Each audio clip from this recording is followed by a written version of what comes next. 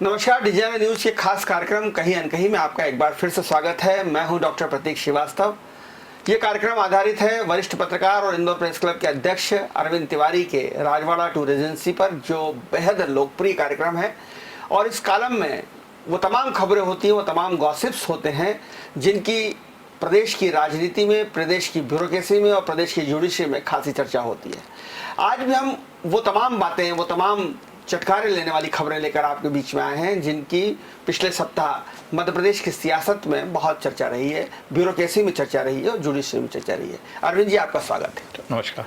अरविंद जी, मुख्यमंत्री ने जिस तरह से लॉकडाउन लगाने के लिए 17 मई तक की घोषणा करने के लिए एक प्रभावी उद्बोधन का इस्तेमाल किया, उसकी खासी चर्चा है। बिल्कुल प्रतीक जी, सामान्यतः किसी भी मुख्यमंत्री के लिए बहुत आसान होता है कि यदि लॉकडाउन बढ़ाना है तो एक संक्षिप्त संदेश दे और सरकार आदेश जारी कर दे, मंत्रालय से आदेश जारी हो जाता है। लेकिन शिवराज सिंह चौहान एक अलग अंदाज में थे इस बार, और उन्होंने जो है लॉकडाउन बढ़ाने का जो मामला था उसको मध्य प्रदेश की जनता को एक तरीके से उन्होंने विश्वास में लेके और लॉकडाउन बढ़ाया। एक लाइव प्रसारण के माध्यम से वो मध्य प्रदेश की जनता से रूबरू हुए और उन्होंने बताया कि लॉकडाउन बढ़ाना आपकी सेहत के लिए बहुत जरूरी है, आप सुरक्षित रहे इसके लिए बहुत जरूरी है। और उसके जो तमाम कारण मुख्यमंत्री ने गिनाए, बिंदुवार बताया कि क्यों जरूरी है। उन्होंने बताया कि हमारा रिकवरी रेशो बहुत सुधर रहा है, पॉजिटिव रेट कम हो रहा है, देश में जो हम संक्रमण की दर के मामले में बहुत आगे थे वहां से पीछे होते जा रहे हैं, लॉकडाउन में जो सख्ती की है उसका किस तरीके से असर दिख रहा है। तो उन्होंने मध्य प्रदेश की जनता को प्रतीक जी एक तरीके से भरोसे में लिया।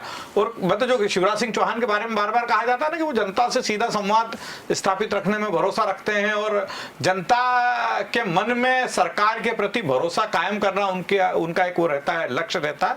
तो इस बार लॉकडाउन बढ़ाने के मामले में जिस अंदाज में वो मध्य प्रदेश की जनता से रूबरू हुए, मतलब उनका अंदाज बड़ा समझाने वाला था। उन्होंने जनता से कहा कि थोड़े दिन, जैसे उन्होंने बहुत, जैसे शादी ब्याह को लेकर जो उन्होंने बात कही कि तो उन्होंने कहा कि हम शादी ब्याह पे प्रतिबंध लगा रहे हैं, 31 तारीख तक मध्य प्रदेश में शादी ब्याह नहीं हो पाएंगे। लेकिन उसके पीछे उन्होंने तर्क बड़ा रोचक दिया। उन्होंने कहा यदि हमारा जीवन ही नहीं रहेगा तो हमारा साथी किस काम का, तो जीवन साथी से जोड़ते। तो मतलब बहुत सरल भाव में उन्होंने मध्य प्रदेश की जनता को बताया कि लॉकडाउन क्यों जरूरी है। लॉकडाउन सरकार अपनी परेशानी कम करने के लिए नहीं लगा रही है, आपकी परेशानी का हल ढूंढने के लिए सरकार लॉकडाउन लगा रही है। और हमने जो लॉकडाउन लगाया था उसका असर दिखने लगा है, इसलिए हम इस लॉकडाउन को विस्तार दे रहे हैं। तो यही कारण है कि आप देख रहे होंगे कि इस बार प्रशासन और पुलिस की शक्ति अपनी जगह, लेकिन जब सत्ता के शीर्ष पर बैठा व्यक्ति यदि जनता को भरोसे में ले ले तो कहीं ना कहीं उसका असर देखने को मिलता है। तो आप देखेंगे कि इस बार का जो लॉकडाउन है उसमें आपको जनता बहुत कम सड़क पे नजर आ रही है, वाहनों की जनता का भी सहयोग मिल रहा है। वो और ये वो ही समझाइश का असर है जो मुख्यमंत्री ने दी है। लोग उनके समझाइश को जनता ने आत्मसात किया और उसी का जो है असर हमको सड़कों पे देखने को मिल रहा है। मुख्यमंत्री जहां एक संजीदगी से अपनी भूमिका निर्वहन कर रही हैं, वहीं नेता प्रतिपक्ष कमलनाथ भी जोश में भरे हुए हैं।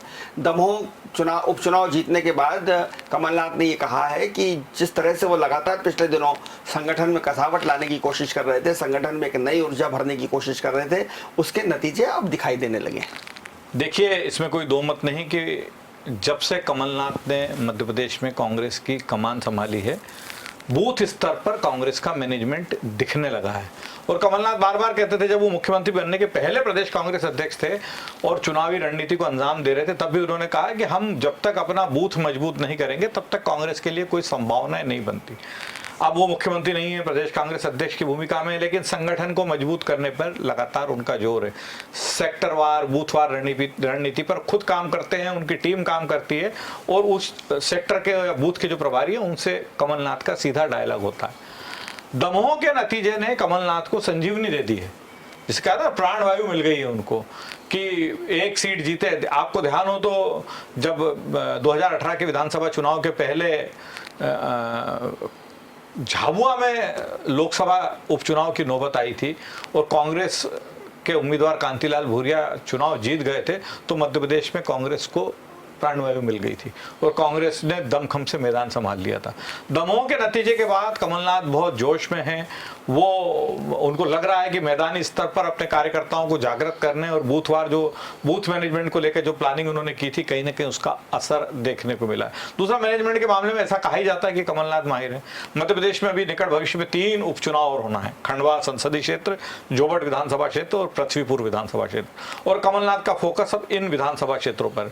भारतीय जनता पार्टी अभी दमोह के नतीजों की समीक्षा कर रही है और एक्शन लेना भी शुरू कर दिया है। जयंत मलैया को नोटिस दे दिया है, उनके बेटे सिद्धार्थ को बाहर कर दिया है और 4 मंडल अध्यक्षों पर भी तलवार गाज गिर चुकी है। इसके विपरीत कमलनाथ जो है इन तीनों उपचुनाव की तैयारी में लग गए हैं। वो लोगों का मानस टटोल रहे हैं, खुद 25-50 जगह फोन लगवाते हैं, बात करते हैं। उनके जो खास सिपा सलाहकार हैं जिन पे उनको भरोसा है, उनको अलग अलग विधानसभा क्षेत्रों में इनमें भेज रहे हैं, वो संसदीय क्षेत्र खंडवा में भेज रहे हैं और जनता की नब्ज टटोल लें। और इस सबके पीछे कमलनाथ का मकसद प्रतीक जी यही रहता है कि सबसे ज्यादा जीत की संभावना किस में है, उस उम्मीदवार को वो जनता की राय से, अपने पार्टी कार्यकर्ताओं की राय से सामने लाना चाहते हैं, सबसे ज्यादा जीत की संभावना वाले चेहरे को। इस कवायद में कमलनाथ लग गए हैं, लेकिन दमोह की जो जीत है उसने उन्हें नई संजीवनी दे दी है। वहीं दूसरी तरफ भारतीय जनता पार्टी के जो संगठन के सर्वे सर्वा हैं बीडी शर्मा, वो भी अपने तीखे तेवर दिखा रहे हैं और वो चाहते हैं कि दमोह उपचुनाव में जो हार हुई है उसके बहाने संगठन में जो कुछ बुराइयां आ गई हैं, कुछ कमजोरियां आ गई हैं, कुछ बीमारी आ गई हैं, उनका परमानेंट इलाज होना चाहिए। देखिए, जिस तरह से कमलनाथ लगे हुए हैं कि तीनों आने वाले उपचुनाव में, इसी तरह दमोह के नतीजे की समीक्षा और समीक्षा के दौरान जो पाया गया उसके आधार पर एक्शन लेने के बाद वीडी शर्मा ने, उस एक्शन से वीडी शर्मा ने, ये जो भारतीय जनता पार्टी के प्रदेश अध्यक्ष है, ये संकेत तो दे दिया है कि पार्टी का कितना भी बड़ा नेता हो, यदि वह लापरवाही करेगा, यदि वो पार्टी की लाइन के मुताबिक काम नहीं करेगा या चुनाव में गड़बड़ी करेगा, तो हम उसे बख्शेंगे नहीं। और मुझे लगता है प्रतीक जी कि दमोह में जयंत मलैया के खिलाफ एक्शन लेके, उन्हें नोटिस देकर, उनके बेटे को पार्टी से बाहर करके, भारतीय जनता पार्टी ने जो आने वाले 3 उपचुनाव हैं उनसे संबंधित क्षेत्रों के नेताओं को स्पष्ट संकेत दे दिया है कि आप सतर्क रहिए, ईमानदारी से पार्टी के लिए काम करिए, पार्टी जिसे भी उम्मीदवार बनाती है उसे, उसके लिए आप प्राण से जुट जाइए, तन मन धन से उसकी मदद करिए और उसे जिताकर लाइए। पार्टी में आप बड़े नेता हैं तो आपकी जिम्मेदारी भी बढ़ी है। ऐसा नहीं होगा कि पार्टी जिसे उम्मीदवार बनाए, यदि आपका उससे कोई व्यक्तिगत आग्रह दुराग्रह है तो आप उसके खिलाफ काम करने लगे पार्टी की गाइडलाइन के बाहर जाके। तो जो एक्शन अभी लिया है दमोह की हार के बाद भारतीय जनता पार्टी के प्रदेश अध्यक्ष ने, वो आने वाले 3 उपचुनाव से जो जुड़े नेता हैं उनके लिए एक संकेत भी है कि आप सावधान हो जाइए और पूरी ताकत से अपने क्षेत्र में पार्टी के उम्मीदवार को जिताने के लिए अभी से तैयारी शुरू कर दीजिए। अगर हम बात करें कि दोस्ती की और इस दमोह उपचुनाव के बाद जिस तरह से आपने जिक्र किया कि जयंत मलैया जी को शोकॉज नोटिस दिया गया है, उनके पुत्र सिद्धार्थ का निलंबन कर दिया गया है, उसके बाद जयंत मलैया के बहुत सारे दोस्त भी सामने आ रहे हैं और राजनीति में कभी युवा तुर्क माने गए थे अजय बिश्नोई, भारतीय जनता पार्टी के युवा तुर्क माने जाते थे, वो सबसे पहले आए और उन्होंने एक ट्वीट करके जयंत मलैया को सपोर्ट किया। बाद में रतलाम से हिम्मत कोठारी भी जयंत मलैया के सपोर्ट में आए हैं। तो जयंत मलैया के पार्टी के अंदर जो दोस्त लोग हैं वो अब धीरे धीरे मुखर हो रहे हैं। देखिए, अजय बिश्नोई और जयंत मलैया की युति बड़ी पुरानी है, दोनों पार्टी के बड़े पुराने नेता हैं और जिस दौर में भारतीय जनता पार्टी, या यूं कहे कि जनता पार्टी मध्य प्रदेश में अपने पांव जमा रही थी, उस दौर में इन दोनों नेताओं ने बड़ी जबरदस्त मेहनत की। अब जब जयंत मलैया पार्टी के प्रदेश नेतृत्व के निशाने पे हैं तो उनके पक्ष में अजय बिश्नोई खुलकर आए। उन्होंने कहा कि जब जयंत मलैया, जिनके वार्ड में पार्टी हारी है, इसके आधार पर उन्हें कारण बताओ नोटिस दिया जा सकता है, तो फिर जिन लोगों ने उम्मीदवार का चयन किया, जो लोग चुनाव के प्रभारी थे, उन्हें क्यों नहीं नोटिस दिया जाना चाहिए। अजय बिश्नोई यूं भी पार्टी के शीर्ष नेतृत्व से इन दिनों काफी असंतुष्ट हैं और समय समय पे वो सरकार को और संगठन को कटघरे में खड़ा करते रहते, खासकर सरकार को। उनके कई ट्वीट सरकार के खिलाफ आते रहते हैं, सरकार के कई एक्शंस पे वो अपनी बड़ी शार्प रिएक्शन अजय मंत्री नहीं बनाए जाने से नाराज है। ये बिल्कुल उसका वो भी है कि बहुत वरिष्ठ होते हुए जिस तरह से उन्हें मंत्री नहीं बनाया गया उससे नाराज है वो। तो इस बार भी जो उनकी तीखी प्रतिक्रिया सामने आई है जयंत मलैया को नोटिस दिए जाने के बाद, तो ऐसा लग रहा है कि ये युति जो है ये शांत बैठने वाली नहीं है। वैसे आज हिम्मत कोठारी का बयान भी आ गया। हिम्मत कोठारी ने भी जयंत मलैया का बचाव करते हुए कहा कि भाई एक तो उन्हें सुनवाई का मौका पर्याप्त दिया जाना चाहिए, दूसरा समीक्षा जो है वो निष्पक्ष समीक्षा होना चाहिए, समीक्षा एक तरफा नहीं होना चाहिए। ये बात आज हिम्मत कोठारी ने भी कही है।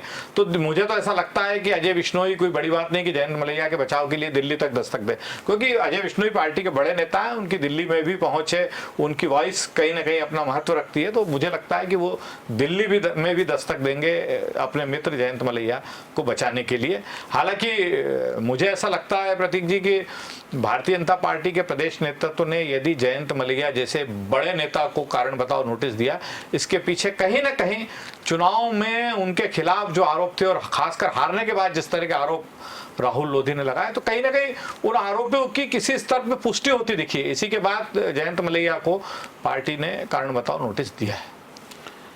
अगर हम बात दोस्ती की करें, जयंत मलैया के साथ दोस्ती निभा रहे हैं अजय बिश्नोई, तो दोस्ती की एक जुगलबंदी इंदौर में भी होती थी तुलसीराम सिलावट और अजय राठौर जी। उन्हीं में से एक दोस्त अजय राठौर का कल रविवार के दिन बहुत ही दुखद निधन हो गया। वो कोरोना से जूझ रहे थे।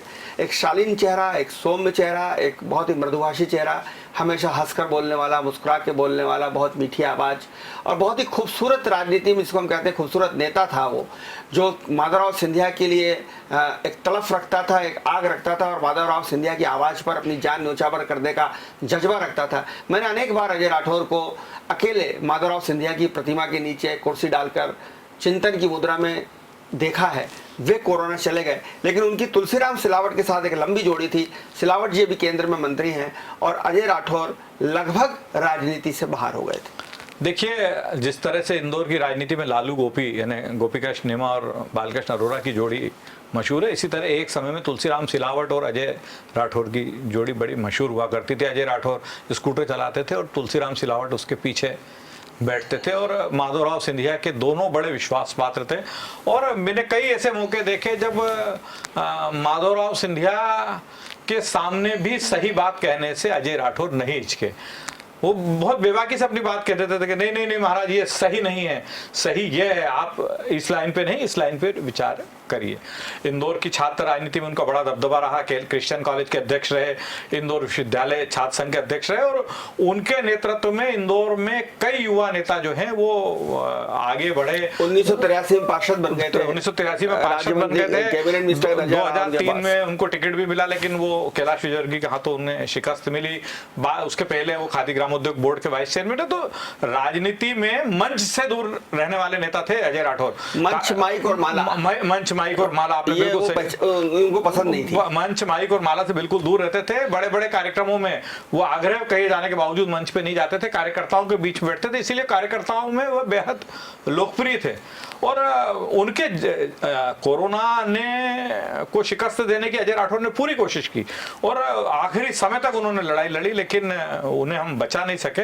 तो कल जिस तरह की प्रतिक्रिया उनके निधन के बाद आम कांग्रेस कार्यकर्ताओं की सामने आई प्रतीक जी, वो ये बताती है कि कार्यकर्ताओं के बीच में वो कितने लोकप्रिय थे। हालांकि दोनों तुलसीराम सिलावट और अजय राठौर के रास्ते सालों पहले अलग अलग हो गए थे, लेकिन इसके बावजूद अजय राठौर तुलसीराम सिलावट को पूरा सम्मान देते थे और सिलावट भी बहुत शिद्दत के साथ ये मानते थे कि अजय राठौर उनके बहुत विश्वस्त साथी थे। और कहीं ना कहीं अजय राठौर के साथ छोड़ने का दुख तुलसीराम सिलावट को भी एहसास होता था, क्योंकि अजय राठौर एक ऐसे व्यक्ति थे जिनका बड़ा निष्पक्ष आकलन रहता था। कई बार वो तुलसीराम सिलावट को भी कह देते थे कि तुलसी भैया ये सही नहीं है, आपने को ऐसा नहीं करना चाहिए, या आप जो कर रहे हो गलत है, सही ये है। तो इस तरह के मिश्रा ने बिल्कुल सही कहा कि नेताओं की एक पीढ़ी का अंतिम स्तंभ थे अजय राठौर, ईमानदार नेता, अंतिम स्तंभ थे। तो उनका जाना इंदौर के लिए एक बड़ा नुकसान है, मध्य प्रदेश की राजनीति के लिए बड़ा नुकसान है। और मैं तो ये कहूंगा अरविंद जी की राजनीति का सौम्य चेहरा, राजनीति का सौम्य चेहरा। और आजकल जिस तरह की शुचिता वाली राजनीति नेताओं से गायब होती जा रही है, वो शुचिता वाली राजनीति में ही भरोसा रखते थे। दोस्ती की बात करें तो कैलाश विजयवर्गीय ने भी दोस्ती निभाई। रमेश मेंदोला और आकाश विजयवर्गीय ने शायद सबसे ज़्यादा ये जो कोरोना काल है इसमें अपने क्षेत्र के मतदाताओं के, अपने समर्थकों को, परिवारों को बहुत ही मुक्त हद से रेमडेसिविर इंजेक्शन की मदद की। और इसके पीछे निश्चित रूप से कैलाश विजयवर्गीय के वो संबंध थे जो उनके उद्योग मंत्री रहते हुए फार्मास्यूटिकल कंपनियों से बने। तो किसी को भी रमेश मेंदोला और आकाश विजयवर्गीय ने निराश नहीं किया जहाँ तक इंजेक्शन का सवाल है।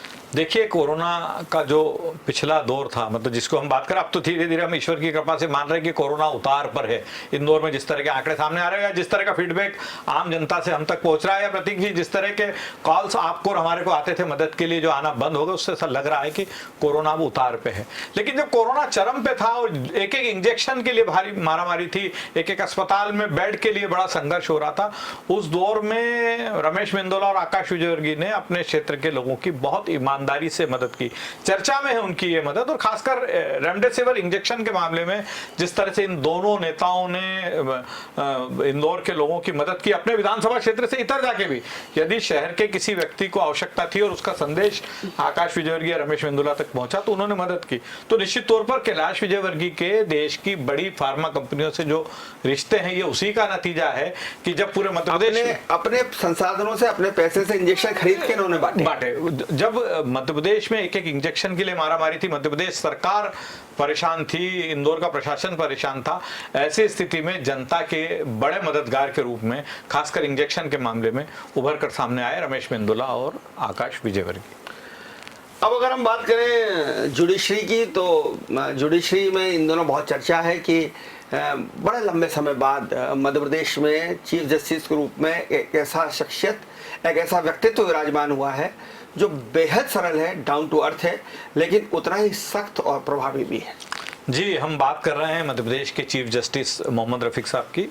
और मतलब पिछले 10-15 दिन में कई सीनियर जजेस से, कई हाई कोर्ट के सीनियर एडवोकेट से और नए एडवोकेट से, युवा एडवोकेट से चर्चा हुई, तो उसका निचोड़ प्रतीक जी सामने आ रहा है कि मध्य प्रदेश को अरसे के बाद एक इतना सरल और प्रभावी चीफ जस्टिस मिला है।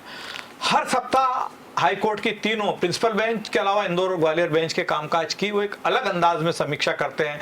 वो इस बात का फीडबैक लेने की कोशिश करते हैं कि कहीं किसी को किसी तरह, ये वो बेंच हो या बार हो, कहीं किसी को किसी तरह की परेशानी तो नहीं है। और जितने सीनियर एडवोकेट्स उनसे खुश हैं, उतने जूनियर एडवोकेट्स भी जो इस पेशे में नए नए आए हैं, जिन्हें कुछ सालों में, वो भी खुश हैं, क्योंकि सरलता अपनी जगह है, प्रभावी होना किसी जज का अपनी जगह, और अपने बार और बेंच के प्रति सहृदय होना वो एक बड़ी बात है। तो जस्टिस मोहम्मद रफीक साहब में ये तीनों बातें देखने को मिल रही है। बहुत सुप्रीम कोर्ट आने वाले समय में वो सुप्रीम कोर्ट के जज के रूप में भी सुशोभित होंगे। और लेकिन बड़ी चर्चा इस बात की है कि अरसे बाद एक ऐसा शख्स विधि जगत का में मध्य प्रदेश हाई कोर्ट को मिला है जो बेहद सरल है। कोई व्यक्ति अपनी समस्या उस तक जस्टिस मोहम्मद रफीक तक पहुंचाता है तो उसका निराकरण करने की कोशिश करते हैं।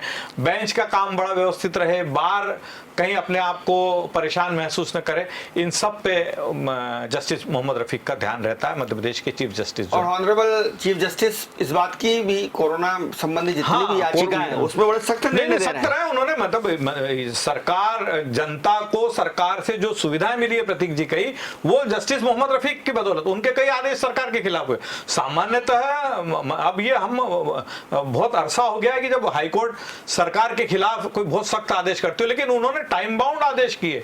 इंजेक्शन और ऑक्सीजन की उपलब्धता को लेकर, हॉस्पिटल्स में बेड की उपलब्धता को लेकर चीफ जस्टिस के जो आदेश हुए बड़े रिमार्केबल रहे। मूल्य वगैरह तय करने और उसके बाद उन्होंने जो है सरकार को बाध्य किया। कहीं ना कहीं ये जो मध्य प्रदेश में स्थितियां सुधर रही है, अस्पतालों में बेड्स की उपलब्धता के मामले में, ऑक्सीजन की उपलब्धता के मामले में और रेमडेसिविर इंजेक्शन की उपलब्धता के मामले में, उसमें कहीं ना कहीं मध्य प्रदेश के चीफ जस्टिस का भी बड़ा योगदान है।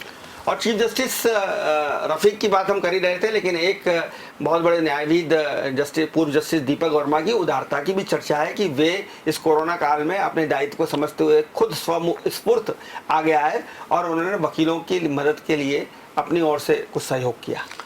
प्रतीक जी, मध्य प्रदेश में जो कोरोना संक्रमित वकील हैं उनकी मध्य प्रदेश बार काउंसिल तो मदद कर ही रही है, अलग अलग बार एसोसिएशंस मदद कर रहे हैं, लेकिन जस्टिस दीपक वर्मा ने, जो मध्य प्रदेश से हैं, सुप्रीम कोर्ट के जज रहे, न्यायिक विधि जगत में जिनकी एक अलग पहचान है, और उन्होंने बड़ी उदारता दिखाई। प्रधानमंत्री पीएम केयर्स फंड में उन्होंने 51 लाख रुपए दिए, और मध्य प्रदेश हाई कोर्ट की जबलपुर बेंच और इंदौर बेंच दोनों जगह उन्होंने, जबलपुर की प्रिंसिपल बेंच में जो हाई कोर्ट बार एसोसिएशन है और इंदौर बेंच में जो हाई कोर्ट बार एसोसिएशन है, दोनों को उन्होंने 11-11 लाख रुपए कोरोना संक्रमित वकीलों की मदद के लिए दिए। तो बड़ी बात है, मतलब एक न्याय जगत की बड़ी हस्ती का अपने साथियों के, अधिवक्ता साथियों के प्रति, जिनके साथ उन्होंने सालों काम किया। भाई जस्टिस दीपक वर्मा भी मूलतः तो मध्य प्रदेश में एक एडवोकेट के रूप में उन्होंने अपने करियर की शुरुआत की थी, फिर हाई कोर्ट जज बने, फिर चीफ जस्टिस बने और उसके बाद सुप्रीम कोर्ट गए वो।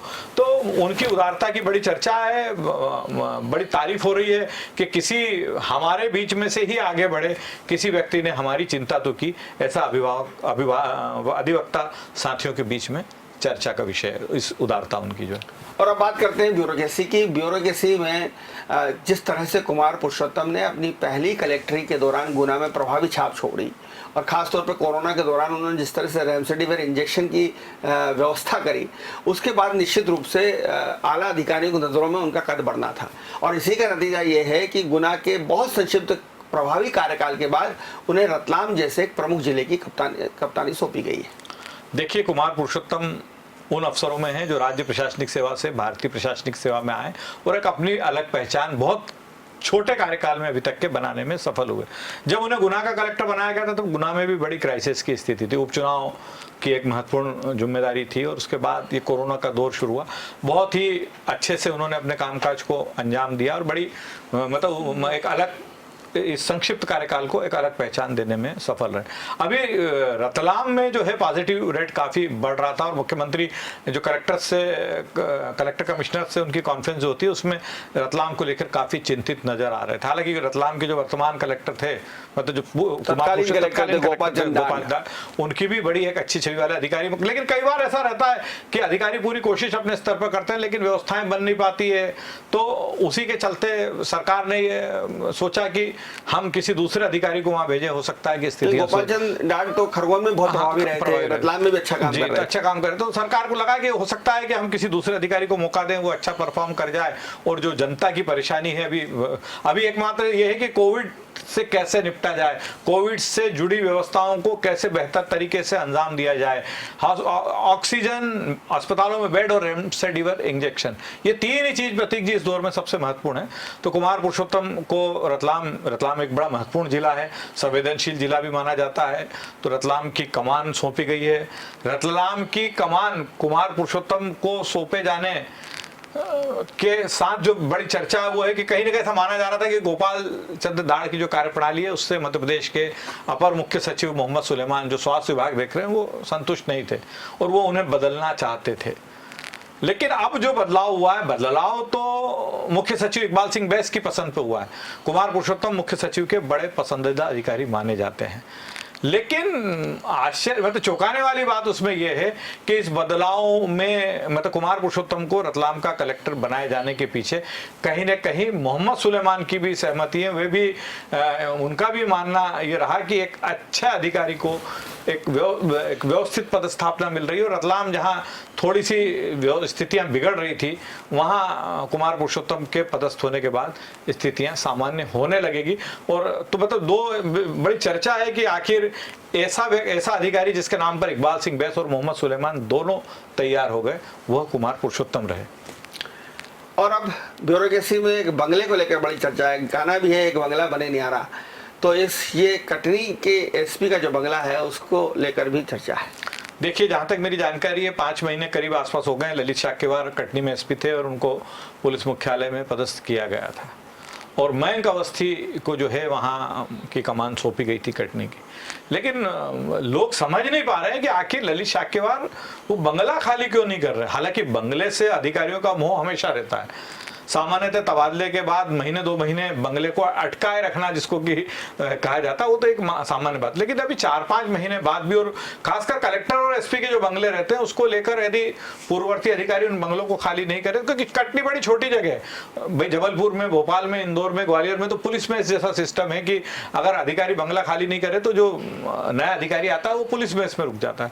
लेकिन कटनी बहुत छोटी जगह है, वहां पर पुराने एसपी द्वारा बंगला खाली नहीं करना, नए एसपी का लंबे समय से सर्किट हाउस में रहना, और वो भी ऐसी स्थितियों में जब उनके माता पिता दोनों कोरोना संक्रमित हो गए, तो आखिर समझ में नहीं आ रहा है कि पहली बात तो ये कि शाक्यवार उस बंगले को खाली क्यों नहीं करना चाहते, और दूसरा है कि क्या कोई इस पूरी हिरार्की में, जो पुलिस की हिरार्की चलती है, उसमें कोई ऐसा अधिकारी नहीं है जो ललित शाक्यवार को बोल सके कि भाई जब आप कटनी के एसपी नहीं रहे हो तो आप इस बंगले को खाली क्यों नहीं कर रहे हो। तो बड़ी चर्चा है, और ऐसा नहीं कि वो बंगले में हर 15 दिन, महीने भर में शाक्यवार का आना जाना होता रहता है, और मयंक अवस्थी सर्किट हाउस में अपने परिवार, अपने माता पिता के साथ इस बात का इंतजार कर रहे हैं कि कब ये बंगला खाली हो और उसमें वो शिफ्ट हो। तो फिलहाल कहीं न कहीं में इतना ही। अगली बार हम फिर से हाजिर होंगे इसी दिन, इसी समय, कुछ नई चटखारी भरी खबरों को लेकर। देखते रहिए डिजाइनर न्यूज़, खबरों का सिलसिला जारी है, जारी रहेगा। नमस्कार।